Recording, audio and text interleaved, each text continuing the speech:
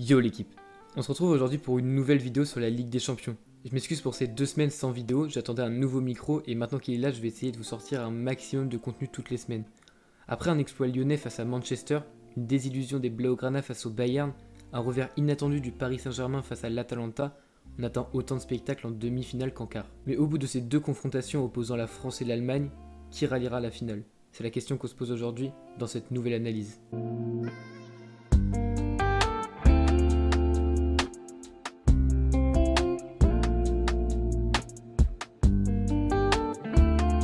Pour commencer, le match Bayern-Olympique Lyonnais qui se verra affronter le favori de la compétition, le mastodonte bavarois, face au petit pousset lyonnais.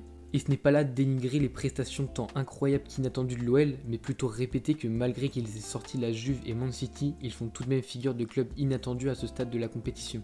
Alors on part évidemment sur cette base d'un match déséquilibré, mais où on l'a vu sur ces derniers matchs, tout est possible. Le 3-5-2 de Rudy Garcia a fait pâlir plus d'une attaque. Ronaldo, Sterling, De Bruyne, tous ont eu du mal à perforer cette ligne de 5 défenseurs. On y retrouve le trio Marcelo, Denayer, Marsal, une défense qui a peiné en championnat mais qui depuis la reprise de la Ligue des Champions a su se sublimer. Denayer qui est le patron de cette défense y apporte de l'expérience et recadre ses 2 collègues brésiliens qui ont tendance à trop agresser et trop prendre de sanctions.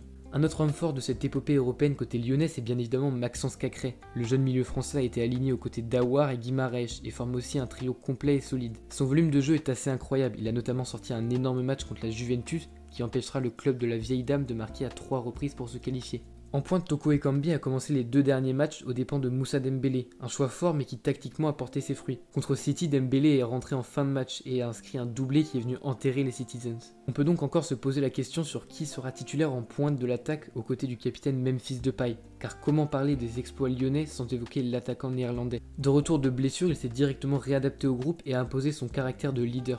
Maintenant côté bavarois, que dire de cette équipe? 12 buts en 2 matchs depuis la reprise de Ligue des Champions, et surtout ce 8-2 contre le FC Barcelone qui sonne comme une humiliation pour les Blaugrana et qui impose le règne bavarois sur la scène européenne. Un groupe solide, du poste de gardien à l'avant-centre, on ne peut ressortir que très peu de défauts, mais je vais quand même les évoquer car je pense que tout le monde connaît les qualités de cette équipe, mais très peu peuvent lister leurs défauts. Premièrement, la blessure de Pavard oblige Kimmich à redescendre dans le couloir droit, et donc le milieu habituel Kimmich-Goretzka se transforme en Thiago Alcantara-Goretzka. Loin d'être un milieu honteux, les automatismes au milieu de terrain sont un peu moins présents, et face à un milieu à 3 Aouar, Cacré, Guimarães, on peut imaginer une belle bataille. Bon, maintenant si je dois pronostiquer ce match, je donnerais tout de même le Bayern gagnant, mais tout comme je donnais City et la Juventus gagnante, attention à la surprise lyonnaise. Deuxième demi-finale et évidemment la plus importante pour moi en tant que supporter, le Paris Saint-Germain affrontera ce soir le RB Leipzig. Encore un match qui semble déséquilibré sur le papier mais qui finalement en est bien loin. Incarné par le coaching du jeune entraîneur Julian Nagelsmann, l'équipe allemande vient de sortir le Tottenham de Mourinho et l'Atlético de Simeone. Tout ça me laisse penser qu'une qualification face au Paris Saint-Germain est envisageable. Les Allemands ne comptent aucun joueur cadre absent, ils pourront aligner leur 11 type, celui qui a su renverser l'Atlético la semaine dernière. Côté point fort, ils pourront compter sur un Upamecano en feu. Le défenseur français a brillé sur son dernier match et a totalement éteint les offensives madrilènes. Sabitzer en revanche est d'habitude le joueur clé de cette équipe mais l'a moins été la semaine dernière. Attention tout de même à ce joueur qui tout seul peut totalement changer le match sur un éclat de génie. Côté parisien, Navas est absent, un gros coup dur pour le Paris Saint-Germain qui devra composer sans son gardien titulaire. C'est Rico qui prendra sa place dans les cages parisiennes mais il offre très peu de garanties en Ligue des Champions. Face à un Leipzig réaliste devant le but, ça peut faire très mal. Verratti ne commencera pas le match non plus et c'est donc Marquinhos aux côtés de Paredes qui devrait être aligné. Un milieu très rarement utilisé cette saison mais en qui j'ai vraiment confiance au vu des derniers matchs. En revanche, Kylian Mbappé sera de retour dans le 11 comme l'a indiqué Tourelle. Et ça c'est un grand point fort pour Paris s'il ne se fait pas totalement refroidir par Upamecano comme contre Koulibaly l'année dernière. Les 2 compères Mbappé et Neymar seront enfin de retour ensemble en tant que titulaires et c'est l'atout principal de Paris pour ce soir.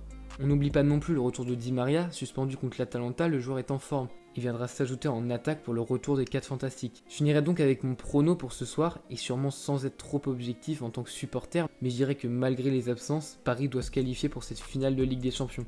On se retrouverait donc dimanche avec une finale Bayern-Paris, un choc au sommet que j'attendrai avec impatience. En attendant, portez-vous bien, et moi je vous dis à bientôt pour une nouvelle vidéo.